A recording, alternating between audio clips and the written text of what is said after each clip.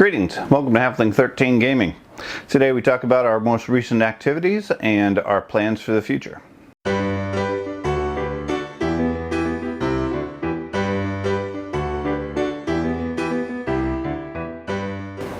Greetings and welcome to Halfling 13 Gaming. I'm Halfling 13. Today we're talking about our recent and future plans. First off, we have our most recent Star Wars Legion battle. This is episode 79, just got posted this morning, being Friday. This was a battle between the Empire and Rebels. Gave me an opportunity to play again against my son. I was playing the Empire with Operative Vader against a Operative Luke battle force for my son. It was a bit unusual for us. It was the first time we managed to use the land speeder ever since we first played Legion. Must have been, gosh, 3-4 years ago when Legion first came out. The initial Rebel force came with a land speeder, or was one of the first pieces we picked up, and we basically used it once at the battle. It got destroyed almost immediately because I was playing Rebels at the time and none of us knew how to play the game or how fragile it was.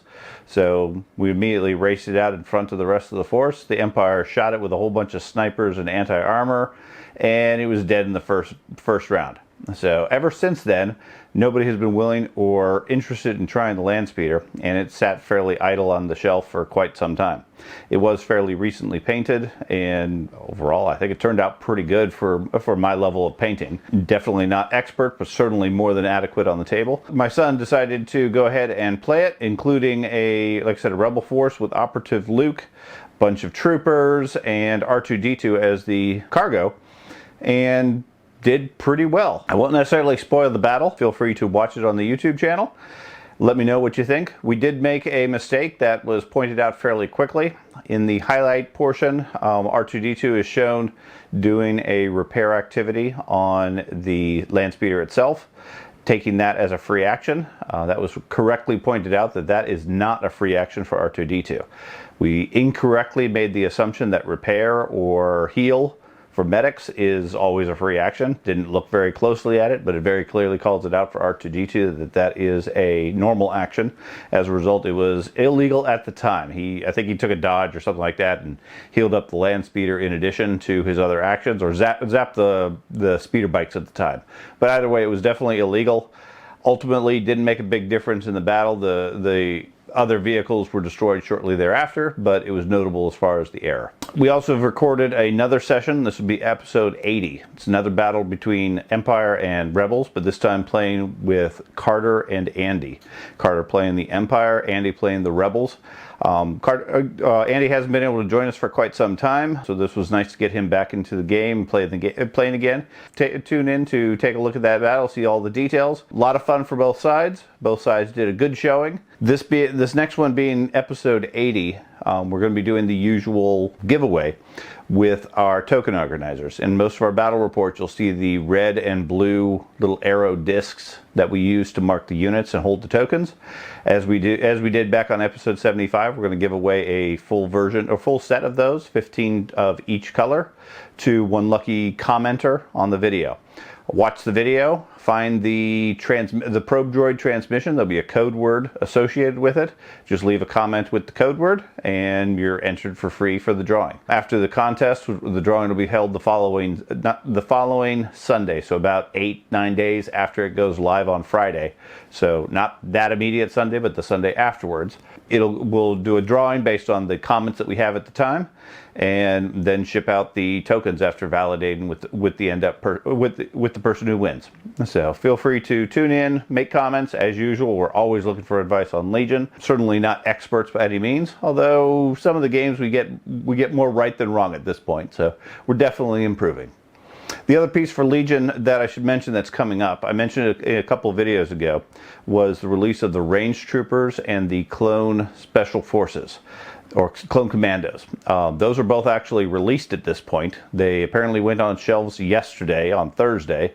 I'm planning to pick up the units tomorrow at our local gaming store, And fingers crossed, maybe get them painted by Sunday, Monday, so that next week we can start using them and applying them for various videos, missions, or just be able to show off the artwork.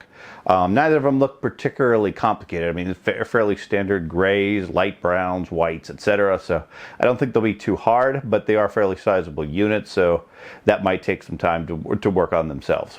If you have any thoughts or theories or color schemes or whatever, feel free to leave it in the comments. Let me know what you might want to see, and otherwise you'll probably be able to see pictures of them next week or sometime during the week on the website and on Instagram. Other than that, switching topics over to our role-playing systems. We managed to get another round of our Warhammer Fantasy role-play game with our ongoing storyline of The Enemy Within. The group has recently arrived at the village of Commandant, notable for their tobacco product, chasing down and tracking Eric Carlsbad, a clerk at the treasury of Middenheim, who has been wrapped up in cultist activity and some conspiracies and so forth. They've been pursuing him for quite some time now, always a day or two behind, and true to form, they arrived in Commandant about 2 days behind him and his group, where they found information leading them south into the swamp to an old moat house. This last game, we managed to finally get the group to get their supplies. That took a bit longer than expected, but then they headed out into the swamp to deal with hopefully track down and find the group. Set upon the moat house, and although they made some attempts at basic interrogation and social skills, that quickly went south, as is typical with our group.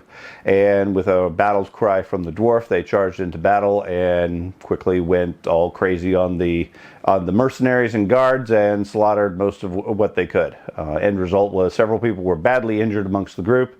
3 of the mercenaries were dead, and another 2 of them had been taken captive, currently unconscious due to their wounds. Still no sign of Eric, but at least they have some indications that there's activity in this location. We won't be continuing the Warhammer game for at least a couple of weeks. Next week we have several players that'll be out of town, and the week after that we have Memorial Day birthday celebrations. Quite a few of the moms of our groups have birthdays right around that period, so we're planning to go out as a group and do some bowling on Wednesday. But we will resume Warhammer on June 5th is the current plan, and be able to continue that. June also should see the return of several of our role-playing campaigns. The other big one we have that's currently on hold is our Traveler campaign. That resumes on June 9th as the group continues their explorations of the Trojan Reach and the adventures amongst there. And then we also are kicking off our Kingmaker campaign using the Pathfinder 2nd Edition Core Edition rules. That is a new campaign for at least this group. We did try it once a couple of years ago. It didn't get very far. The group lost interest, etc. We ended up mothballing it. But with the new 2nd edition and the core rules, we want to give it another try. Trim down the group a bit so we only have 7 players instead of our usual 10. And so it might go a little bit faster. Plus, Paizo has been very gracious about fully releasing the entire campaign on Foundry software, so most of my work's already done. I'm already familiar with the story. I just need to tell the details and walk the group through it. So that should be fairly straightforward for me, depending, of course, how close to the script the group ends up sticking. But look for that starting June 2nd. You should start to see some artwork for characters, character designs, and so forth between now and then as they become available. So those are the big activities we have currently on the schedule. The other topic I should talk about is the woodworking and laser cutting. I mentioned last week that I've been working on a new paint rack, what I'm calling a apothecary cabinet for paint.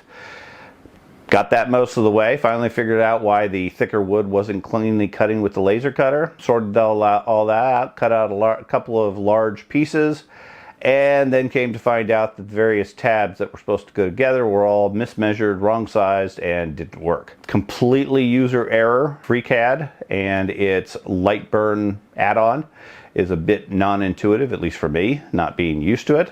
So the tolerances were not very good, and where I said 5 millimeters, it made the assumption, for whatever reason, of 5¼ millimeters or 5½ millimeters. So all the tabs were all just slightly too big to fit with each other. As a result, all these pieces that I ended up cutting didn't work. So a bit of redesign today, reworked it, and now I'm working on cutting the pieces back out. fingers crossed, everything else is sized properly, at which point over the weekend I'm planning to cut all the rest of the pieces and should have a prototype available hopefully early next week. Once I have it, all the pieces working and everything, I'm going to be posting some pictures as far as the basic design, verify it all works, and then almost certainly the designs will go up on Etsy as well as my YouTube membership for anybody interested in making a copy of the design themselves. It is fairly complicated, takes a fair bit of wood and cutting, but hopefully it'll turn out fairly nice and work as well as I'm hoping. So stay tuned for more information on that, and hopefully some pictures and results coming by next week. Another piece related to the woodworking that we did was I had posted I had created some stitch organizers. Those were a bit overly optimistic. They're about 1/8 inch plywood, so the wood itself is fine, but in an effort to squeeze as many holes into the design for the stitch organizing, I ended up going a little bit too close to the margins on the outer edge. So as a result, they're overly fragile. The initial prototypes I cut ended up falling apart with the wife as she was putting the various threads and flosses on it. So I've redesigned them, tweaked them a little bit, put a little bit more margin, and in a couple of cases I've switched the design so that it prints on 5mm plywood instead, which makes them much sturdier, much stronger, and hopefully a lot more durable. The designs, of course, we have available work on either side. You just have to adjust your laser cutting settings to be able to work with either one. But the designs themselves have some adjustments as far as the sizing and locations of the holes. Other than that, the other big plan I've mentioned a couple of times now is our June 18th Axis&Allies game. Big competition for, I think currently we have 8 players set up for it.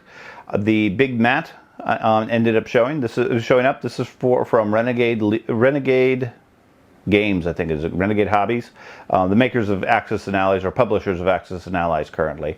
They released a special edition playmat for the game, specifically for the 1940s Global Edition, which measures just about 36 inches by about 8 feet long.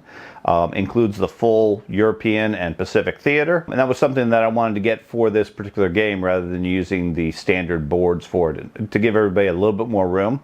Conveniently, our gaming table happens to be about 8 feet long and about 3 feet wide, so the map should fit almost ideally on it, pretty much cover the whole thing, and for the 8 or 9 players give us plenty of room. Haven't had a chance to really set that up on the table and actually see how well it works, but the initial rollout of the map, it looks awesome. I really don't have any doubts that it'll fit fine. I just haven't wanted to disassemble all the camera equipment to be able to lay it out properly. Probably do that maybe the first week or second week of June as we're getting set up for the game, and no doubt post many pictures along those lines. Should be quite a sight to see and really turn the game into a traditional tactical strategy board game, or strategy game, similar to what you would see in old movies and so forth with all the pieces. Of course, all of this is hypothetical, since, like I've commented before, only 1 or 2 of the players have actually played Axis&Allies, so it's going to be a big learning experience, and this may be a whole lot of over effort for minimal gain. So we'll see how well it works, and hopefully the game will be fun for everybody. That's all the news that I have at this point. Looking at my notes, I don't see anything else I wanted to mention this week. You may have noticed a slight change in the schedule. This is being released on Saturday at this point instead of on Friday, purely due to scheduling and just trying to figure out what the right cadence is for this. Most likely I'll stick to either Saturday or Sunday going forward. It just works out a little easier for me and my time to be able to do the filming, editing, and publishing. And already I have the role-playing and tabletop games getting published on Friday, so that's a bit overwhelming for that particular day. Also, probably are going to see a thumbnail change. The existing one, although I like the artwork, the feedback I got from the spouse was that it was very basic and very generic. Didn't really explain what the video was about. So I'm going to try to play around with that, maybe show a couple of the pieces and games that we've been playing, as well as a personal view. Let me know if it works better, if you have any interest, or if you prefer the older style. I'm really playing around with this format to see what works and what doesn't. And I'm, of course, always interested in feedback from anybody who might bother to watch these short videos and actually get some interest from them. So at this point, that's all I have for this week. So until we talk again, enjoy the games, have fun, and we'll talk to you next week. Thanks a lot.